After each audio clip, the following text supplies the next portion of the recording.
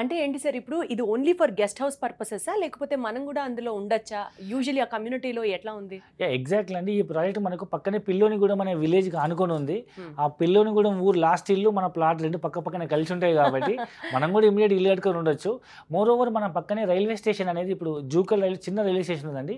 రీసెంట్గా ఒక 1 month back central government 4 వైపులా 4 టెర్మినల్స్ అనౌన్స్ చేసింది. మీకు వరంగల్ హైవేలో చర్లపల్లి ఏ విధంగా మీరు చూడండి పాత వీడియోస్, అరౌండ్ ఒక ఎయిర్పోర్ట్ లాగా డెవలప్ చేసిండ్రు ఒక రైల్వే స్టేషన్ని.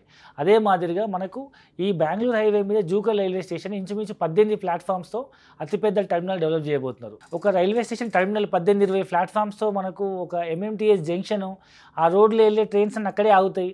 రోజుకి ఇంచుమించు 250 ట్రైన్లు ఆగుతాయి. మోర్ దెన్ 2 lakhs పీపుల్ వచ్చిపోతుంటారంటే ఆ దగ్గరలో ఉన్న ఏరియా ఏ విధంగా డెవలప్ అవుతుంది, ఎంత బాగా డెవలప్ అవుతుందో ఊహించుకుంటేనే అర్థమవుతుంది సార్. కానీ ఫ్యూచర్లో ఎంత పెద్ద ఎంఎంటీఎస్ రాబోతోంది అన్న వెంటనే రేట్లు చాలా ఎక్కువ ఉంటాయేమో కదా సార్? ఎంత చెప్తున్నారు ఇప్పుడు? సో ఆ చుట్టుపక్కల ప్రాంతాల్లో హెచ్ఎండిఏ లేఅవుట్ అయితే 25-30 వేలు అమ్ముతున్నారు. ఈవెన్ గ్రామ పంచాయతీ లేఅవుట్ కూడా 15-20 వేలు తక్కువ ఎక్కలేదు. మనం కోట్ చేసిన ప్రైస్ కేవలం 12,000 రూపీస్ అండి.